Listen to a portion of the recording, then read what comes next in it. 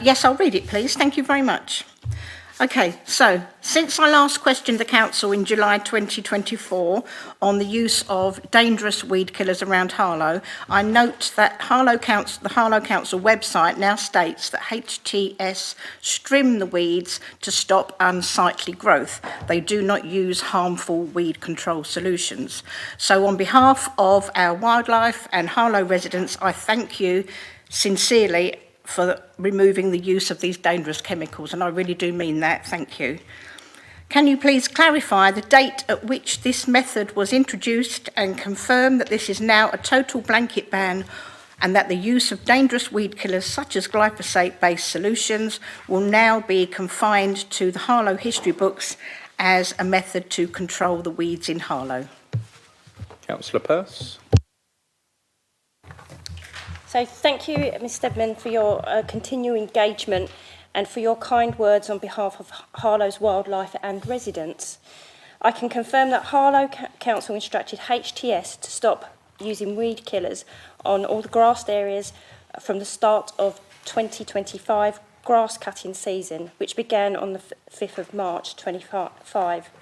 This is marked as a formal introduction or an updated service standard, which is now prioritises mechanical weed control methods such as trimming to maintain green space without relying on chemical herbicides. To clarify, the use of glyphosate is similar to chemical weed killer, is now prohibited on all grass areas and soft landscaped areas managed by HTS on behalf of the Council. However, for the time being, targeted applications on certain hard surfaces areas, such as pavements and curbs, still is permitted, where mechanical control is not yet a viable alternative. We recognise the importance of moving towards a more environmentally sustainable approach and actively exploring trialling alternative methods to manage weeds on hard surfaces as well. The long-term goal is to phase out chemical weed control entirely where safe and practical alternatives exist.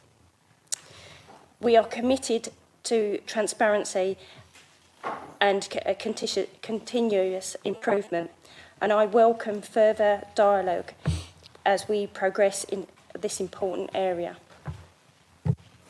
Have a supplementary, Ms Steadman? I do. Your continued efforts in maintaining our shared spaces sustainably and safely are truly gratefully appreciated, especially now as recent studies have shown that glyphosate levels 40 times higher than the legal level for our drinking water has been discovered in female menstrual products, along with lead and arsenic. This was a source from The Guardian. The very fact that there is glyphosate in our drinking water is equally alarming. Perhaps this is the glyphosate link to the development of Parkinson's, but I digress.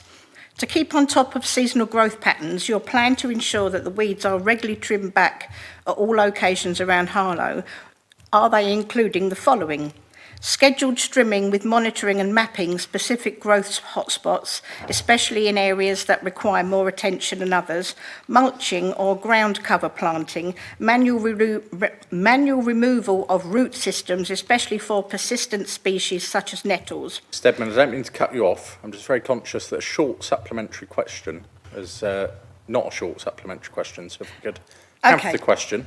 Okay, and get an all answer right. for you. I will finish now then. Can you please confirm that a schedule such as this has been put in place, and if not, how do you plan to monitor weed growth around the town? Excellent, thank you very much. Councillor Pearce. So firstly, can I come back and say that was a very long supplementary, and I will come back to you in writing. But the second part on that, and you touched very personal about Parkinson's. And if anybody knows my family will know that we have a history of Parkinson's in our family. So it is very pertinent that you bring it up tonight, that I have a history. But I will get back to you in writing, and I do have read all of those reports that you're talking about. Great, thank you very much.